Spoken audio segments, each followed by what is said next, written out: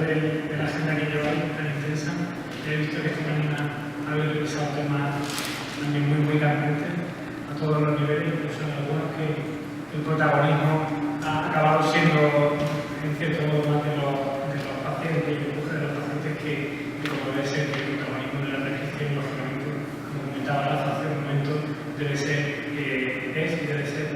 del médico, que es el que toma la decisión de la prescripción.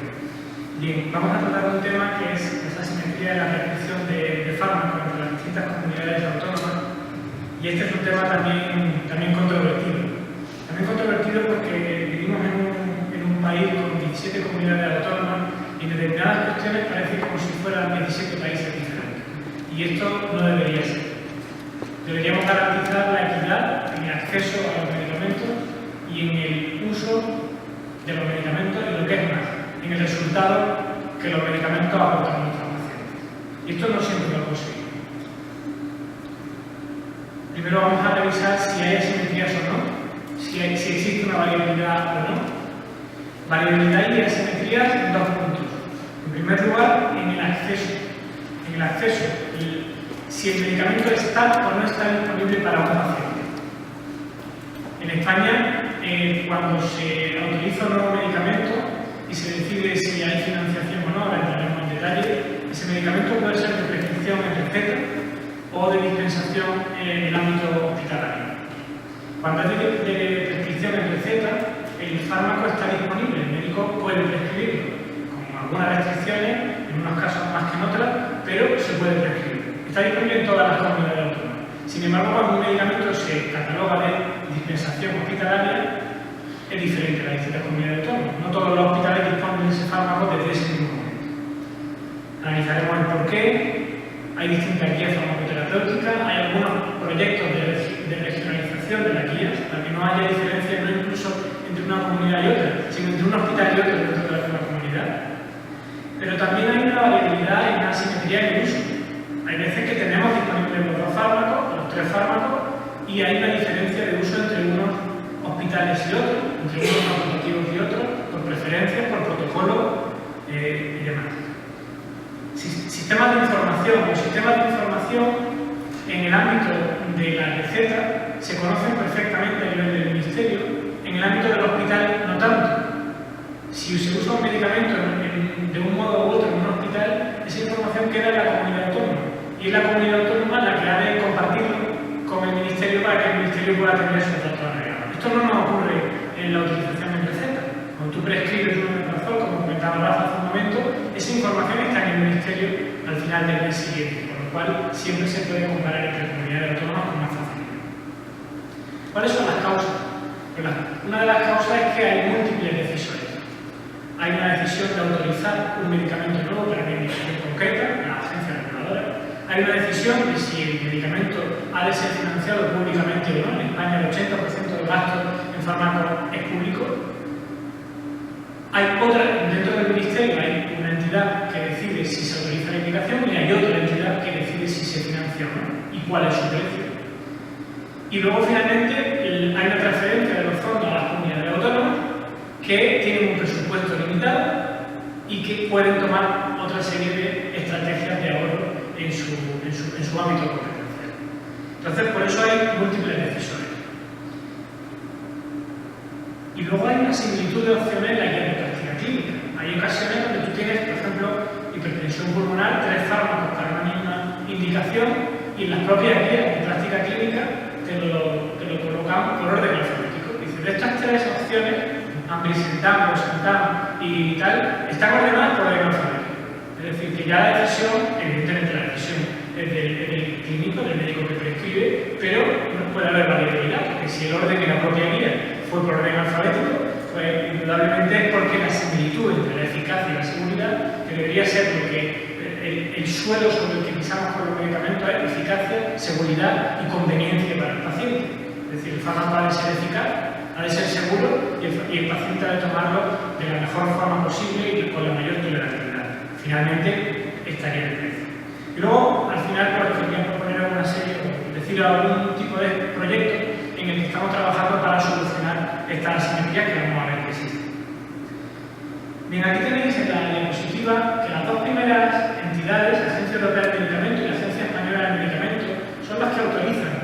fármaco nuevo se puede utilizar para una determinada indicación.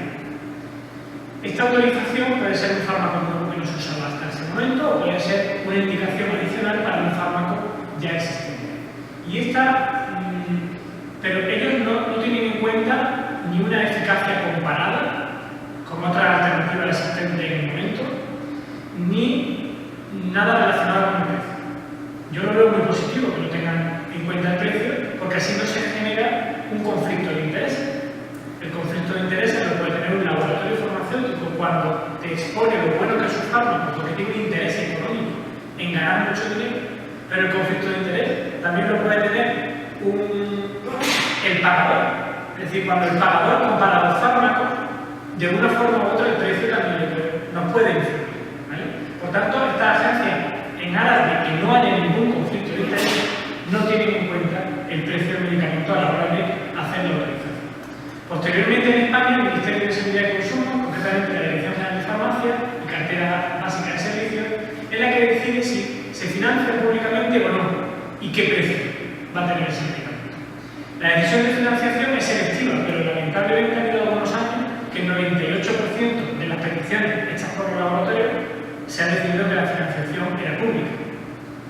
Vamos, digo este dato porque me parece muy alto, el 98%, cuando hay otros países como Dinamarca o Holanda que tienen el 48 o el 51%. O sea, que parece, y la petición la hace un laboratorio que tiene un interés comercial, y el precio lo propone el laboratorio, ¿vale?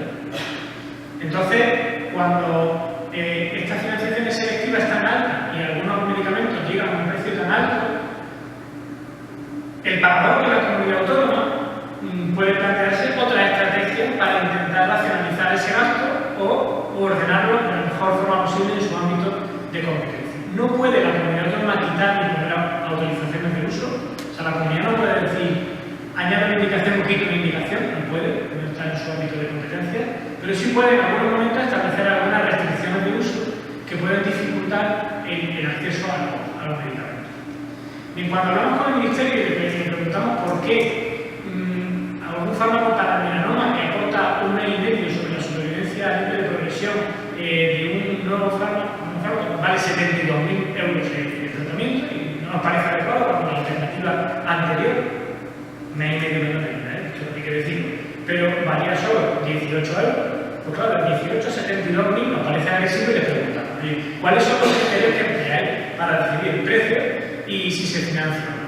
Y efectivamente los criterios están regulados, el coste-efectividad, el coste-utilidad, pero nos dicen que hay un criterio que es el precio que ya pueda tener ese fármaco en Europa, que les influye muchísimo y que les exige mucho a la hora de no poder bajar el precio. ¿Qué hacen los laboratorios? Pues muy sencillo. Se van a un país donde el precio es libre, por ejemplo Alemania, y ponen su precio, y Alemania lo autoriza. No quiere decir que lo financie públicamente, a lo mejor no lo financia, pero está autorizado con ese precio. ¿Vale? Y entonces ahí tengo ya el precio de 72.000. Yo la vengo a España, que la financiación es pública en su mayoría, y claro, en la alemana en puestos 72.000 no me podéis poner menos de 70.000. Y claro, podríamos facilitar la exportación legal. Podría venir un hospital alemán, comprar mucho de ese medicamento y llevárselo para allá sin. Esto no es legal, ¿vale? Pero podría hacerlo en aras de mayor eficiencia para ese hospital. Con lo cual nos dicen que, a pesar de que tienen unos criterios muy estrictos, pues eso les ata mucho. Diferencia entre Alemania y España, que Alemania al año evalúa los resultados de la salud. Y si el medicamento no es bueno, le quitan la financiación. Pero tú en España ya te las has quedado en ese precio. Que no tenemos esa agilidad para quitar y poner financiación. Sí parece que últimamente tenemos más agilidad para bajar un poquito el precio de los medicamentos si el número de pacientes es mayor. Lo habéis visto esta mañana, que tenéis de hepatitis C una charla donde, bueno, en el número total 5.000 que 70.000 pacientes y por eso el precio va bajando. Bien, las comunidades autónomas tienen ese presupuesto y con un presupuesto han de dar la mejor prestación posible.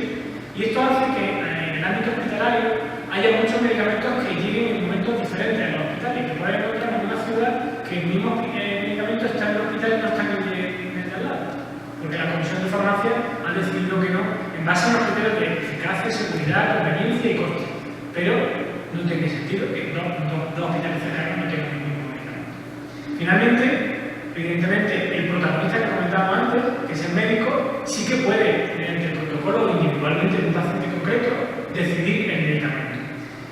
A medida que para seleccionar un fármaco. O sea, finalmente el médico toma una decisión.